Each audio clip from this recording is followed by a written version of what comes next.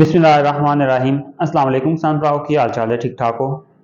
ਅੱਜ ਦੇ ਇਸ ਵੀਡੀਓ 'ਚ ਅਸੀਂ ਗੱਲ ਕਰਾਂਗੇ ਗੰਦਮ ਦੀ ਫਸਲ ਤੇ ਪੋਟਾਸ਼ ਖਾਦ ਦੇ ਬਾਰੇ ਕਿ ਜਿਹੜੀ ਗੰਦਮ ਦੀ ਫਸਲ ਤੇ ਪੋਟਾਸ਼ ਖਾਦ ਦੀ ਕੀ ਅਹਿਮੀਅਤ ਹੈ ਤੇ ਇਹਨੂੰ ਕਿਦੋਂ ਇਸਤੇਮਾਲ ਕਰਨੀ ਚਾਹੀਦੀ ਹੈ, ਕਿਹੜੀ ਇਸਤੇਮਾਲ ਕਰਨੀ ਚਾਹੀਦੀ ਹੈ।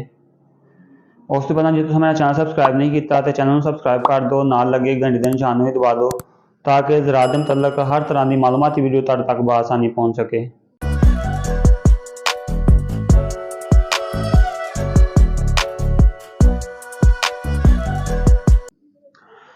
किसान भराओ गंदम की फसल उत्ते जिहड़ा पैदावार लैन का मेन किरदार है वह पोटाश खाद का है, लेकिन ये लिए बहुत जरूरी है कि किहड़ी पोटाश किस टाइम इस्तेमाल की जाए, क्योंकि मार्केट में लिक्विड पोटाश भी मिलती है, दानेदार पोटाश भी मिलती है तो पाउडर फॉर्म भी पोटाश मिलती है।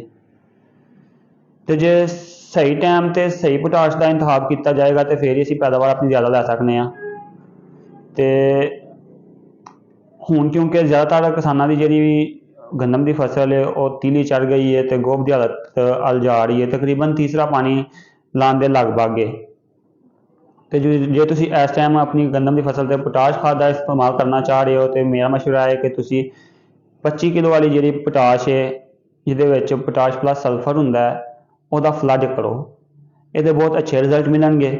क्योंकि जी दानेदार पोटाश है वह मेन काम होंदा है बुझाई के टाइम, जो असीं गंदम की बुझाई करने उदों असीं दानेदार पोटाश का इस्तेमाल करने, क्योंकि उन्हें देर तक असर रखना होंदा, देर बाद जाके वह असर पौधे में मिलना शुरू होंदा है। लेकिन यह जी सोलेबल पोटाश होंदी है यदा जो फौरी तौर पर पौधे में असर मिलना शुरू हो जाता है, जिस नाल साडी पैदावार बहुत अच्छी तरह वधदी है। तो जो तुसीं हुण पोटाश का इस्तेमाल करना है तो तुसीं 25 किलो वाली जी पोटाश है वह फ्लड करो, फी एकड़ के हिसाब नाल 25 किलो इस्तेमाल करो। ਜਿਹੜੇ करते हैं कि 12.5 किलो सिर्फ जुगाड़ है, अपने बजट को कंट्रोल करने की कोशिश की जा रही है। लेकिन जे असीं प्रॉपर तरीके नाल पोटाश खाद का इस्तेमाल करांगे, 25 किलो का बैग असीं फी एकड़ इस्तेमाल करांगे तो इंशाअल्लाह बहुत अच्छी असीं पैदावार लै पावांगे। तो जे बजट थोड़ा कम है तो फिर तुसीं लिक्विड पोटाश का इस्तेमाल कर सकते हो। सिजेंटा की नया पोटाश के नाम तो लिक्विड पोटाश भी आ रही होंगी है। जे तुहाडा बजट घट है तो तुसीं 2 एकड़ च वो भी फ्लड कर सकते हो। ਉਹਦਾ है कि तुहाडा बजट कम है तो तुसीं वो इस्तेमाल करके अपनी पोटाश की कमी नूं जिहड़ा वो दूर करके ते पैदावार ज़्यादा लै सकते हो।